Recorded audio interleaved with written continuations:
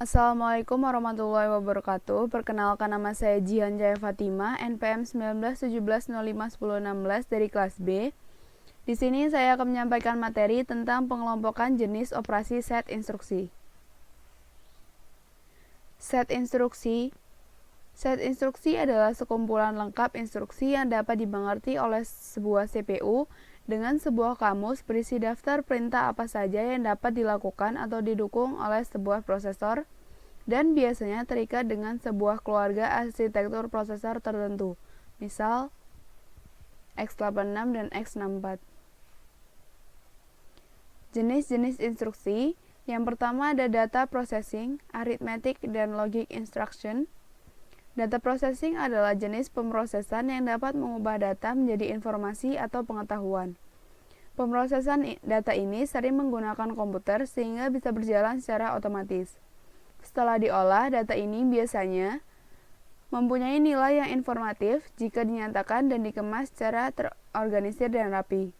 Maka istilah pemrosesan data sering dikatakan sebagai sistem informasi. Kedua istilah ini mempunyai arti yang hampir sama. Pemrosesan data mengolah dan memanipulasi data mentah menjadi informasi. Sedangkan sistem informasi memakai data sebagai bahan masukan dan menghasilkan informasi sebagai produk keluaran. Selanjutnya ada data storage, memory instruction. Sering disebut sebagai memori komputer, merujuk pada komponen komputer, perangkat komputer, dan media perekaman yang mempertahankan data digital yang digunakan untuk beberapa interval waktu. Penyimpanan data komputer menyediakan salah satu 3 fungsi inti dari komputer modern, yakni mempertahankan informasi.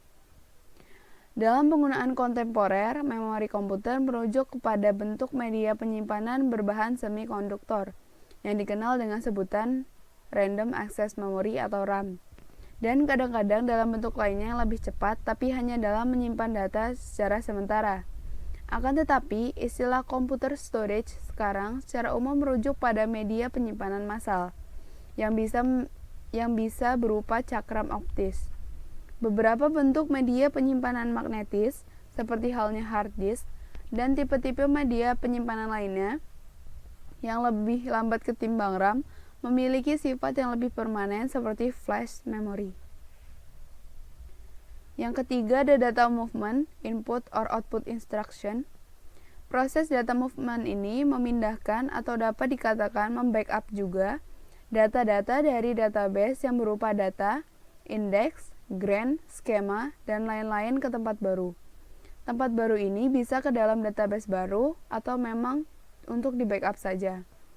Data movement terdiri dari 2 bagian besar, yaitu load dan upload.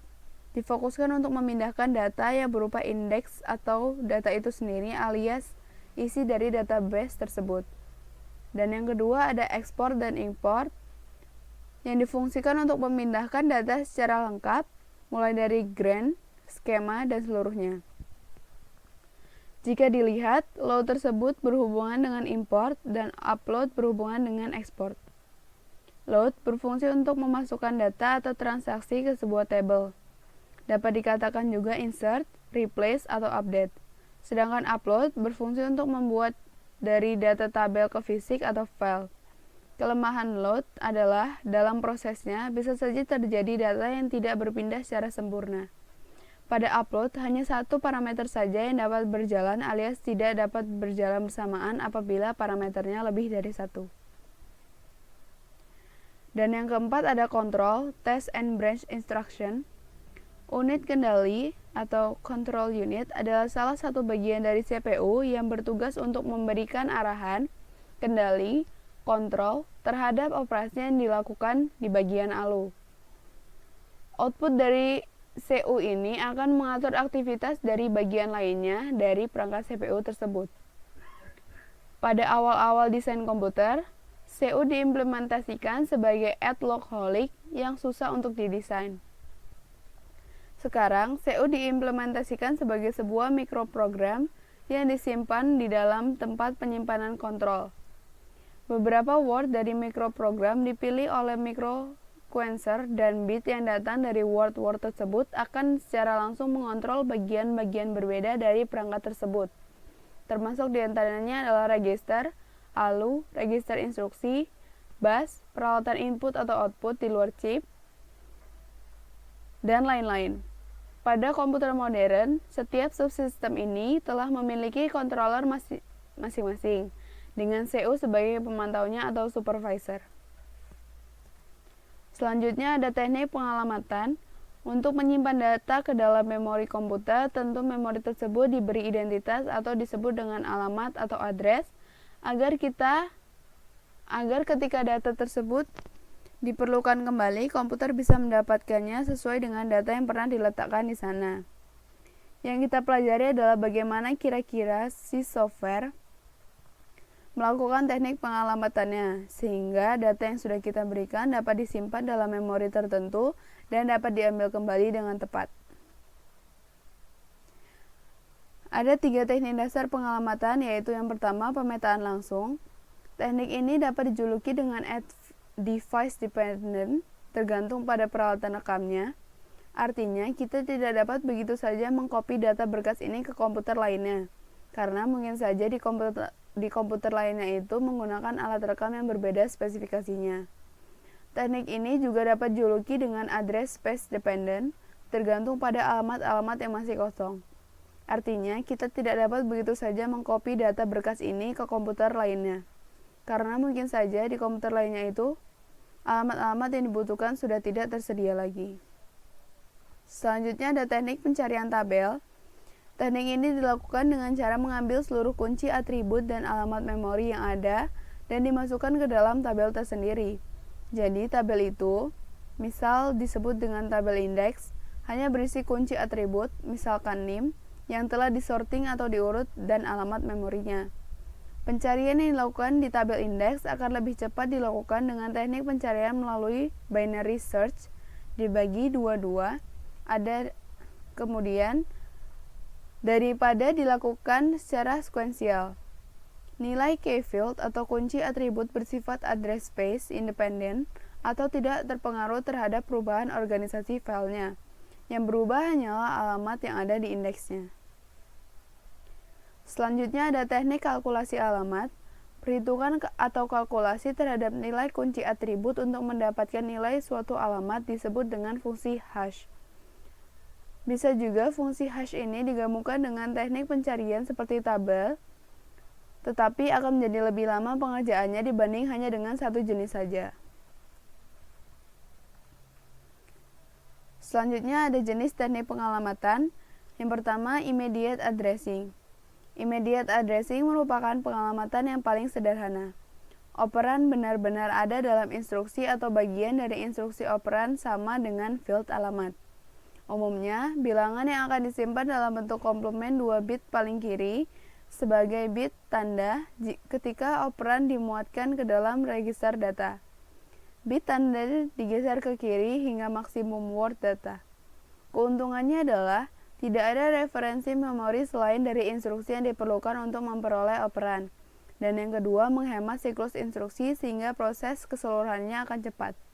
Sedangkan untuk kekurangannya adalah ukuran bilangan dibatasi oleh ukuran field. Yang kedua ada direct addressing. Teknik direct addressing banyak digunakan pada komputer lama dan komputer kecil. Hanya memerlukan sebuah referensi memori dan tidak memerlukan kalkulus khusus. Kelebihannya adalah field alamat berisi efektif address sebuah operan. Sedangkan kekurangannya, keterbatasan field alamat karena panjang field alamat biasanya lebih kecil dibandingkan dengan panjang word.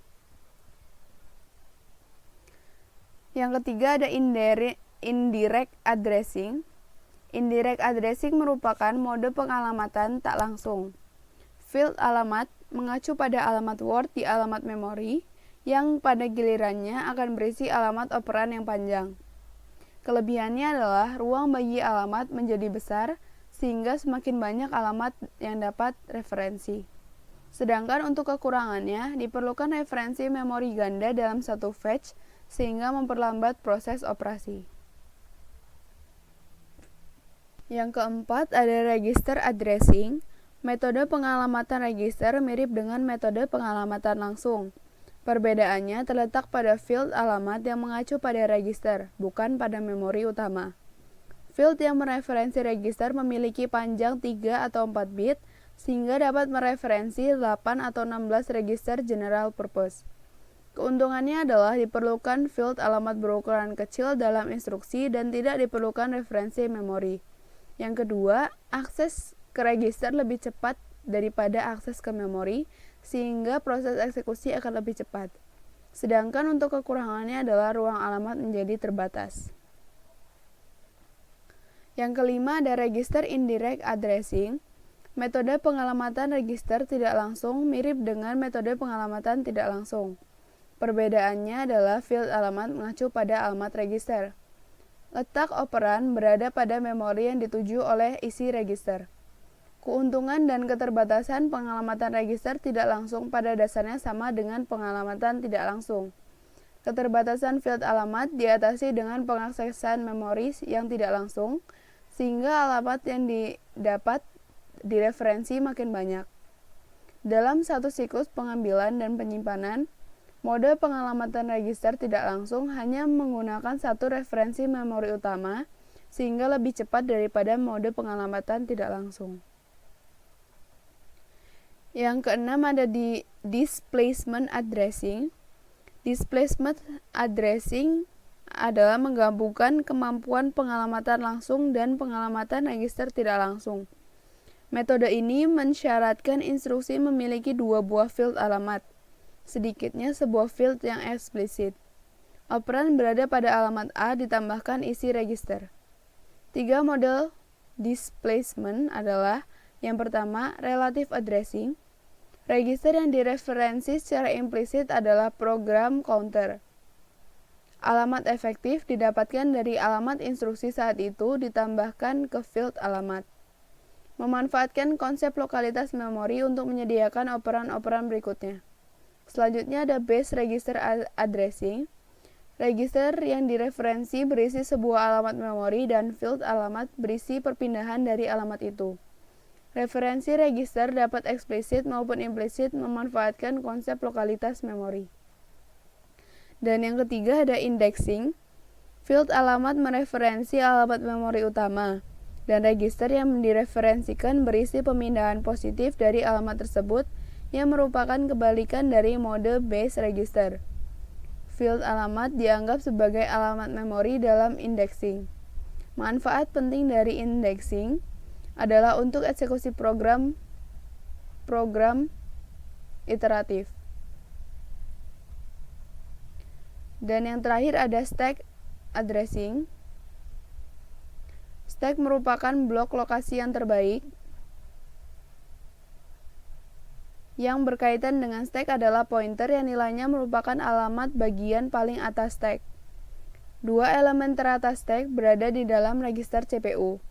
Dalam hal ini, stack pointer mereferensi ke elemen ketiga stack.